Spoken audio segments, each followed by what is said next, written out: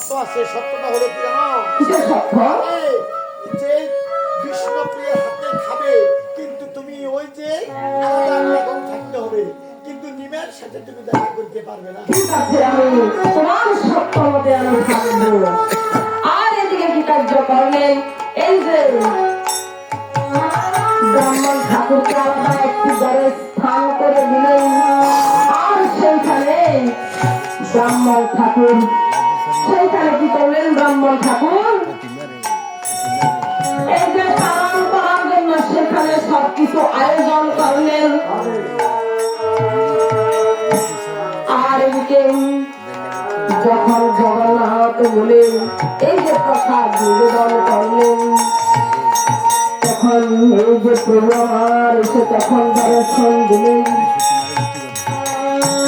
প্রভুকে দেখে তখন এই যে ব্রাহ্মণ ঠাকুর আর পদতলে বহিতে লাগলেন,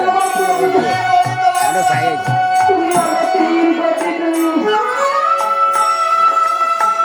এই যে হয়েছ, এই যে সবাইকে উদ্ধার করবে বলে আজ তুমি এই যে সংসারের মধ্যে তুমি করে আজ সবকিছু তুমি ভুলে গেছ। এই যে তোমার জন্য তোমার নামের প্রতীক্ষায় আছে, তুমি এই নাম দিয়ে জিততে উদ্ধার করো। এই যে তোমার মহামন্ত্র হরিনামের জন্য এই যে আকাঙ্ক্ষিত হয়ে আছেন, তুমি এই তুমি তো কথা দিয়েছ এই যে জিতকে তুমি উদ্ধার করবে। আজ তুমি কেন এই জিতকে উদ্ধার করতেছ না?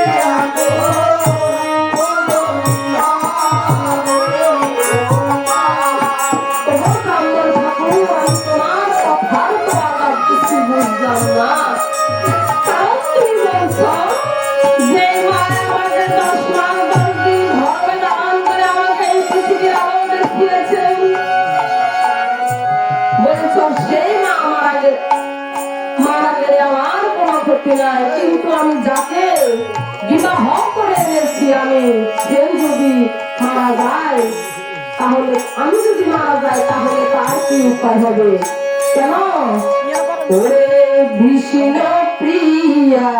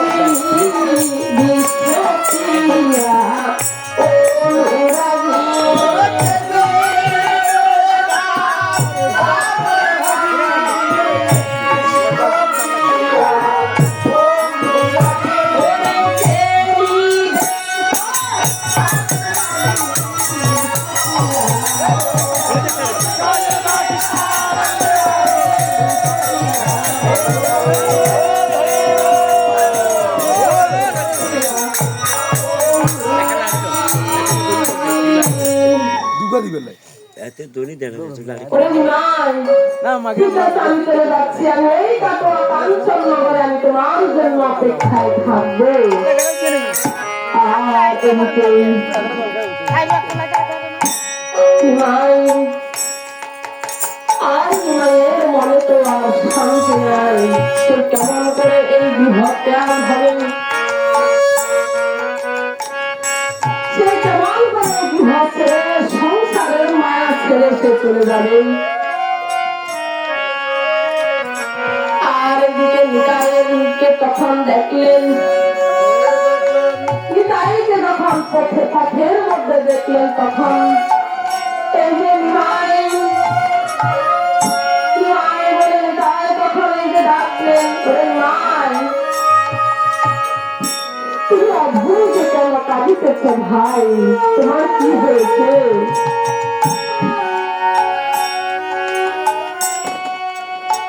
ওরে নিমাই তোমার কি হয়েছে আমাকে একবার বলো।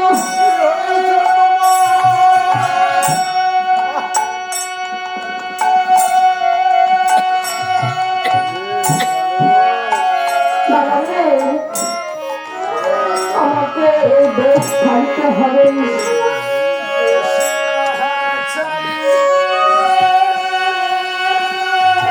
দেশটা ছাড়বে